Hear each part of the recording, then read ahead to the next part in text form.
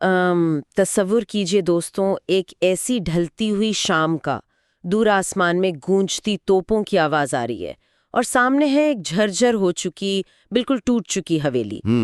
एक ऐसी हवेली जो अपने किसी सुनहरे वक्त का खंडर बन चुकी है। बिल्कुल। और आज की इस चर्चा में सुनने वालों, हम कोई आम बात नहीं करने वाले।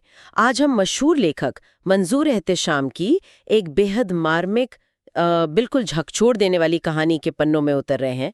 कहानी का नाम है रमजान में मौत। और ये कहानी मतलब वाकई अंदर तक हिला देती है, क्योंकि ये सिर्फ एक इंसान के आखिरी पलों का जिक्र नहीं है। सही कहा। आज हमारा मकसद, हमारा मिशन ये महसूस करना है कि फलक मंजिल नाम की उस झरझर हवेली में उस आखिरी इफ्तार के वक्त आखिर क्या चल रहा था।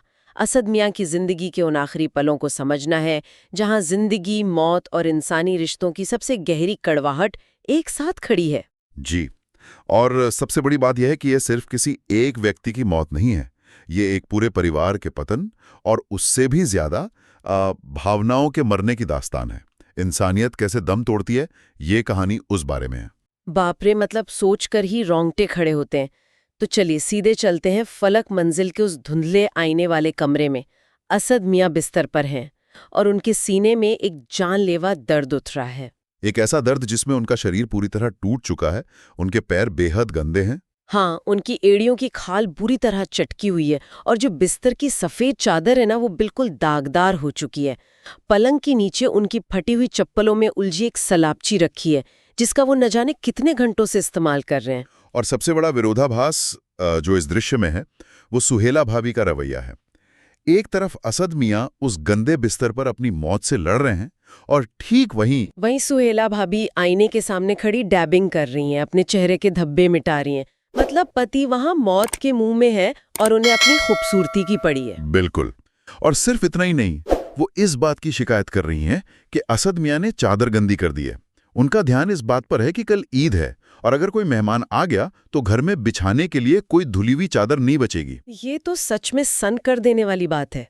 और बस सुहेला भाभी ही नहीं, उनका बेटा जमील कमरे में आता है। उस बेटे को बाप की इस हालत से ज्यादा इस बात की फिक्र है कि बाहर उसके दोस्त शन्नो और बाकी लोग उसका इंतजार कर रहे हैं, उसे घूमने जाना है। सही कहा। ये पूरा कमरा अगर ध्यान से देखें तो एक अजीब सा प्रतीक है। वो जो आईना है वो तो बेदाग है, लेकिन उसकी लकड़ी के फ्रेम की पॉलिश पूरी तरह उड़ चुकी है। हाँ, और उस मेज पर जो कॉस्मेटिक्स और परफ्यूम की अनगिनत शीशियां रखी हैं, उनमें से ज्यादातर तो खाली हैं। ऐसा लगता है जैसे ये कमरा एक ऐसे साम्राज्य की तरह है जो अंदर से खोखला हो चुका है, लेकिन बाहर से उस पर मेकअप की परत चढ़ाने की कोशिश हो रही है। मौत सिरहाने खड़ी है और इंसान अपनी वैनिटी में उलझा हुआ है। आपने बिल्कुल सही शब्द सुना, वैनिटी। मनोविज्ञान के नजरिए से देखें तो वो खाली परफ्यूम की शीशियां और उड़ी हुई पॉलिश दरअसल असद मियाँ की अपनी खोखली हो चुकी जिंदगी का आईना है। सुहेला भाभी का वो डैबिंग करना एक तरह से सच्चाई से मुंह छुपाना है। बड़ी अजीब सी बात है ना। जब अंदर की दुनिया टूट चुकी होती है तो इंसान बाहर के आवरण को और मजबूत करने की कोशिश करता है। लेकिन चलिए, कहानी सुनाने वाला यानी नरेटर अब असद मियाँ की नज़र बचाकर दूसरे हिस्से में जाता है, जफर मियाँ के घर। और वहां का आलम बिल्कुल ही अलग है, एकदम कॉन्ट्रास्ट। बिल्कुल कॉन्ट्रास्ट है। वहां एक लाल और काले रंग का खूबसूरत कालीन बिछा है, महागुनी का आलीशान पलंग है और लैंप से छनती हुई रोशनी पूरे कमरे में एक सुकून फैला रही है। वहां जिंदगी है। जफर मियाँ अपने छोटे बेटे तन्नू के साथ खेल रहे हैं। तन्नू के हाथ में एक कॉर्क वाली बंदूक है। हाँ, और वो हाउ करते हुए शेर को मारने की नकल कर रहा है, दीवान पर बिछी शेर की खाल दिखा रहा है। जफर मियाँ हंस हंस कर लोटपोट हो रहे हैं। लेकिन तभी जब नरेटा असद मियाँ की बीमारी का जिक्र करता है तो जफर मियाँ की जो प्रतिक्रिया होती है वो बेहद तीखी और कड़वी है। वो उसे बीमारी मानते ही नहीं, कहते हैं कि ये नीरी एक्टिंग है, तमाशाबाजी है। सही में, वो कहते हैं कि असद की हर बीमारी का सिर्फ एक ही इलाज है, पेथिडीन का इंजेक्शन। जी। जफर मियाँ वहीं उस झूठ के पुलिंदे की पोल खोलते हैं। वो बताते हैं कि कैसे असद मियाँ सड़क पर किसी पहचान वाले को देखकर चोट लगने का बहाना बनाते हैं, या बच्चों के लिए अंडे मांगने के नाम पर पैसे ऐंठते हैं। और उन पैसों का करते क्या है? किसी सिंधी को बेचकर अपने नशे का जुगाड़ करते हैं। मतलब धोखे की भी एक हद होती है। नरेटर को उस वक्त असद मियाँ की बूढ़ी माँ के शब्द याद आते हैं। वो शब्द काफी भारी हैं। माँ रोते हुए कहती है कि असद जैसा जिया है वैसा ही मरेगा, और रमजान के इस मुबारक महीने में उस गुनहगार को मौत तक नसीब नहीं हो सकती। एक माँ, सोचिए जरा, एक सगी माँ और सगा भाई इतने कठोर कैसे हो सकते हैं? कोई अपनी कोख से जन्मे बच्चे के लिए ऐसी बद्दुआ कैसे दे सकता है? देखिए, सुनने में ये बेहद निठुर लगता है, लेकिन जब कोई इंसान सालों तक अपने ही परिवार को झूठ और धोखे की आग में झोंक रहा हो, तो परिवार के अंदर की हमदर्दी सूख जाती है। इसे साइकोलॉजी में एम्पैथी फटीग कहते हैं। अच्छा, एम्पैथी फटीग। हाँ, जफर मियाँ की वो हंसी दरअसल किसी खुशी की हंसी नहीं है। वो उस गहरे दर्द और चोट से बचने का एक तरीका है जो असद ने उन्हें दी है। जब आप किसी को लगातार धोखा देते देखते हैं तो आप उसकी तकलीफ पर रोना छोड़ देते हैं। मतलब वो हंसी एक ढाल की तरह काम कर रही है, सही कहा। और इसकी जड़ें बहुत गहरी हैं, जो हमें फ्लैशबैक में दिखती हैं। जब नरेटर रात के अंधेरे में सड़क पर चल रहा है, उसे पुरानी बातें याद आती हैं। वो पुरानी बातें जो इस बर्बादी की असली वजह हैं, जैसे असद मियाँ का जुए में एक रात में 20,000 रुपए हार जाना। और हारने के बाद उनका बयान सुनिए। शराब पीकर वो कहते हैं कि विरासत में मिली चीजों को दांव पर लगाना ही असली हक है। मतलब अपनी बर्बादी का कैसा अजीब सा जस्टिफाई करना हुआ है। बिल्कुल, और इसी सोच ने पूरी फलक मंजिल को नीलाम करवा दिया। इंश्योरेंस कंपनी और सेठों के पास हवेली गिरवी रख दी गई। नौबत तो यहां तक आ गई थी कि सगी मां को अपने ही लाडले बेटे पर मुकदमा करना पड़ा। बाप रे, मां को बेटे पर केस करना पड़ा। और उनकी बहन शाहिदा, जो इस हालत की वजह से इतनी मजबूर हो गई कि उसे बच्चों को पढ़ाने वाले एक आम से गरीब मास्टर सजीद से शादी करनी पड़ी। पूरा घर बिखर गया। लेकिन इस सब के बावजूद असद मियाँ का रवैया देखिए, उनके चेहरे पर कभी कोई शर्म नहीं आई। हाँ, वही तो सबसे बड़ा आश्चर्य है। उन्होंने हर बेइज्जती, हर तिरस्कार को बिल्कुल वैसे ही स्वीकार किया जैसे खाने में कोई नापसंद चीज देख ली हो और उसे किनारे कर दिया हो। एकदम बेनियाजी। जी, इस बेनियाजी को समझना जरूरी है। वो पीर फकीरों के मजार पर घंटों बैठे रहते, लेकिन हालात से लड़ते नहीं थे। मनोविज्ञान में इसे वही लर्न्ड हेल्पलेसनेस कहते हैं, जहां इंसान हार मान लेता है और वक्त के साथ बस नीचे धंसते चला जाता है। जबकि परिवार के बाकी लोग तो लड़ रहे हैं ना। जफर मियाँ वकालत करके चीजें ठीक करने में लगे हैं, शहनाज आपा लॉटरी के जरिए उम्मीद लगाए बैठी हैं, लेकिन असद मियाँ सिर्फ लहरों के साथ बह रहे हैं। और बहते बहते वो उस पॉइंट पर आ गए जहां सिर्फ नशा ही उनकी हकीकत रह गई। सही कहा। वो इंजेक्शन वाला दृश्य, बाप रे, वो तो सीधा रोंगटे खड़े कर देता है। नरेटर मदन के यहां से 3 पैथिडीन के इंजेक्शन लाकर देता है और असद मियाँ, जो अब तक बिस्तर से उठ नहीं पा रहे थे, लड़खड़ाते हुए उठते हैं। अपने ही हाथों से वो तीनों इंजेक्शन अपने खून में उतार लेते हैं।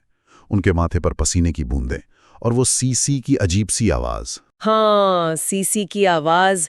और दर्द कम होते ही उनकी फरमाइशें देखिए। आबिद मियाँ के लिए 300 बोरे के कारतूस मंगवाने लगते हैं, नरेटर की खेती को बेकार बताते हैं, और फिर अचानक जिन और मवाकिल की बातें शुरू कर देते हैं। वही तो, वो एक लाल रंग का 1.5 बालिश लंबा सांप जैसा जिन और किसी गरीब औरत के मुवाकिल का जिक्र।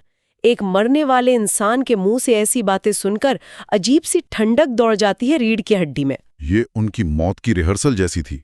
और इसी रात एक फॉल्स अलार्म भी तो होता है। बिल्कुल, आधी रात को अचानक हालत बिगड़ती है। असद मियाँ का चेहरा नीला पड़ जाता है, मुंह बिल्कुल फट सा जाता है, और सुहेला भाभी, वही जो सुबह डबिंग कर रही थी, अब अपनी खूबसूरत प्याजी रंग की साड़ी में उनका मैला सर अपनी गोद में रखे बैठी हैं। साड़ी की खूबसूरती और मौत के उस भयानक दृश्य का कैसा अजीब सा विरोधाभास है ये। उफ, सच में। उस वक्त जफर मियाँ, जो सुबह उसे तमाशा बता रहे थे, अब टोपी लगाकर पंज सोरा से यासीन शरीफ पढ़ रहे हैं, ताकि कम से कम मौत की तकलीफ तो आसान हो जाए। माँ भी पैरों में सर रखकर रो रही हैं। और तभी सबसे चौंका देने वाली बात होती है। हाँ, असद मियाँ अचानक आंखें खोलते हैं और एक अजीब सी मुस्कुराहट के साथ कहते हैं, मैं बिल्कुल ठीक हूँ, कम से कम रमजान की कल शाम तक तो कुछ नहीं होगा। मतलब ये कैसा मजाक है? ऐसा लगता है जैसे पूरा परिवार उनके आखिरी सांस लेने का इंतजार कर रहा था। उनके बच जाने पर एक अजीब सी मायूसी छा गई वहां। देखिए, इसे गलत मत समझिए, पर मौत का इंतजार कई बार मौत से भी ज्यादा भारी होता है।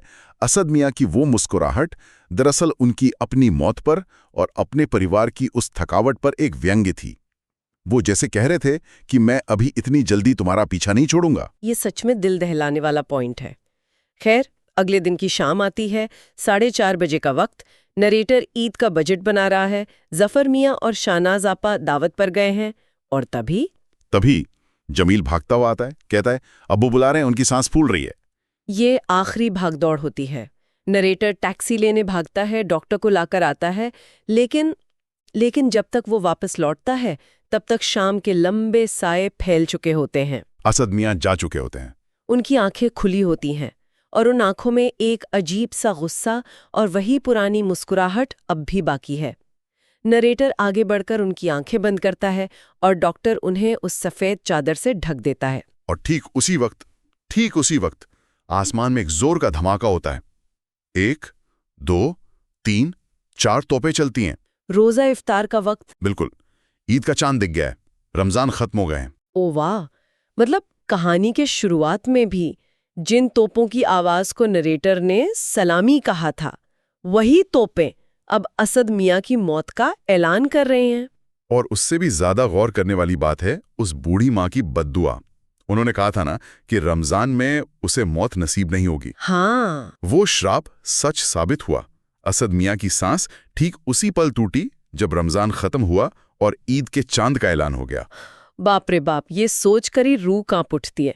दोस्तों, कहानी का ये अंत सच में बहुत से सवाल पीछे छोड़ जाता है।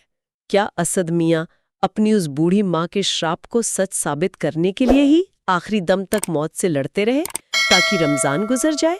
या फिर शायद जिंदगी ने उनसे सब कुछ छीन लेने के बाद उस आखिरी इफ्तार और ईद के चांद की रोशनी में उन्हें एक आखिरी सुकून दिया था?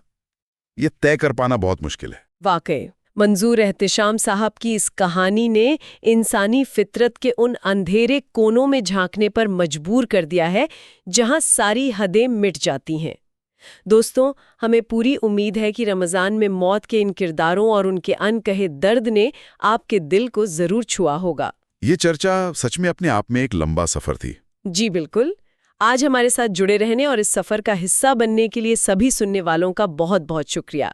जाने से पहले दोस्तों, एक छोटी सी गुजारिश है, हमारे चैनल आज की कहानी को लाइक, शेयर और सब्सक्राइब करना बिल्कुल ना भूलें। और हाँ, वो बेल आइकन जरूर दबाएं ताकि जब भी हम ऐसी ही कोई बेहद गहरी कहानी लेकर आएं तो आप सबको सबसे पहले नोटिफिकेशन मिल जाए। अपना ख्याल रखें